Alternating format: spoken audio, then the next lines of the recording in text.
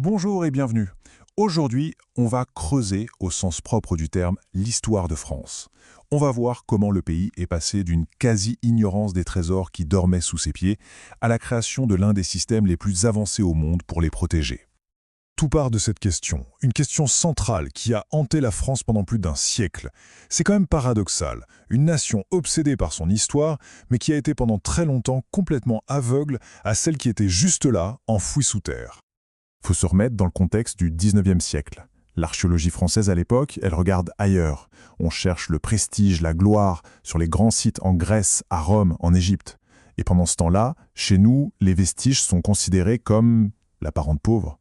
C'est ce désintérêt qui va être le point de départ d'un très, très long combat. Alors commençons par le commencement. Cette conquête du sol français, elle a été lente, elle a été difficile. Comment est-on passé d'une simple curiosité de quelques passionnés à une véritable politique publique? En fait, c'est un des grands paradoxes de notre histoire. La Révolution française a détruit énormément de patrimoine. Mais c'est aussi cet événement qui, par réaction, va allumer les toutes premières mèches d'une conscience patrimoniale. Des efforts qui au début sont bien sûr très isolés.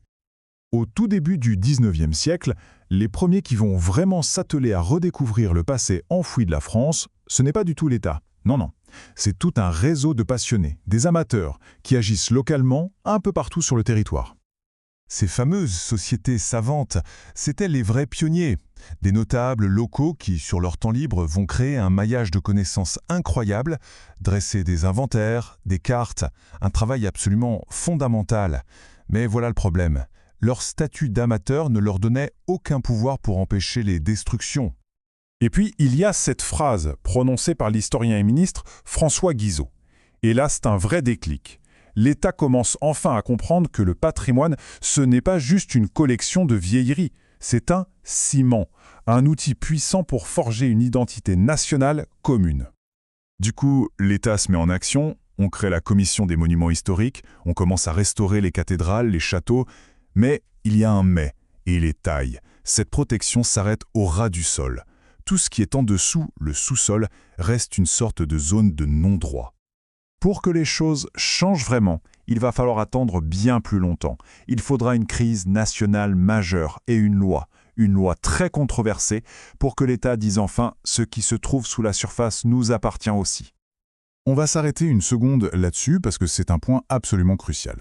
Il faut bien réaliser que pendant près de 150 ans, n'importe qui pouvait creuser, trouver des vestiges et se les approprier, sans aucun contrôle, aucune surveillance de l'État. C'était un peu le Far West archéologique.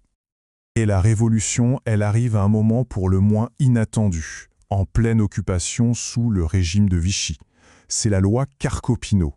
Et pour la toute première fois, elle pose un principe fondamental: le patrimoine archéologique qui se trouve dans le sol appartient à la nation. Fini de creuser sans autorisation, obligation de tout déclarer, bref, l'État prend la main. Alors, Carcopino lui-même a justifié cette loi plus tard comme un acte de résistance pour empêcher l'occupant de piller le sous-sol. Quoi qu'il en soit, malgré ses origines très troubles, les grands principes de cette loi seront conservés après la Libération et ils vont structurer toute l'archéologie française pendant 60 ans. Après la guerre, on entre dans une nouvelle ère. La France se reconstruit, c'est le boom économique, la modernisation à marche forcée. Mais cette période de progrès va devenir paradoxalement la plus grande menace que le patrimoine enfoui ait jamais connue. C'est la période des 30 Glorieuses. On construit partout. Des autoroutes, des zones industrielles, des villes nouvelles. Et pour les archéologues, c'est le début d'une course contre la montre, absolument désespérée contre les bulldozers qui rasent tout sur leur passage. C'est de là qu'est né un concept un peu tragique en fait, ce qu'on a appelé l'archéologie de sauvetage. L'idée c'était d'intervenir en catastrophe juste avant que les pelleteuses n'arrivent pour essayer de sauver ce qui pouvait encore l'être. C'était un travail harassant, sous-financé et souvent démoralisant. Et cette crise, elle va atteindre son point culminant sur un chantier bien précis à Marseille en 1967. Un projet de centre commercial menace de raser le site du port antique, le cœur historique d'une des plus vieilles villes d'Europe. Et là, ce qu'on découvre dépasse toutes les attentes. Des remparts grecs, le quai du port, des épaves de bateaux. 2600 ans d'histoire sous les yeux des archéologues. Les découvertes sont tellement extraordinaires que l'opinion publique s'en mêle. Et pour la toute première fois, La pression est telle que le promoteur est obligé de financer les fouilles et le site est en partie préservé. Le choc de Marseille, ça a été un véritable électrochoc. Avec d'autres scandales archéologiques de l'époque, ça va forcer tout le monde à repenser complètement la manière dont on fait cohabiter aménagement du territoire et protection du patrimoine. Le changement, il est avant tout dans la tête.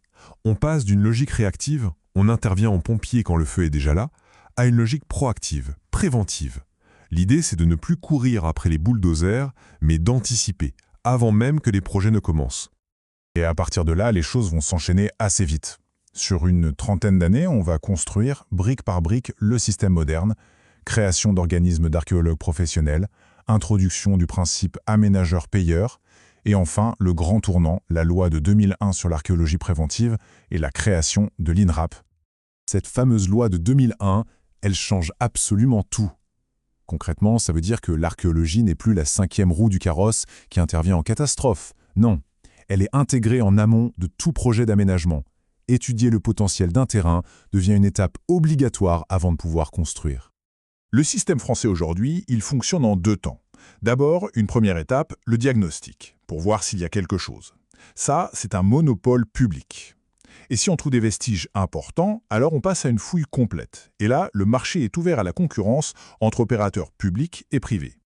Finalement, toute cette histoire, c'est la réponse que la France a construite face à cette question éternelle. Un système qui est né dans la crise, dans l'urgence, et qui cherche en permanence cet équilibre fragile, comment construire l'avenir sans pour autant effacer les leçons, parfois fragiles et irréplaçables, de notre passé.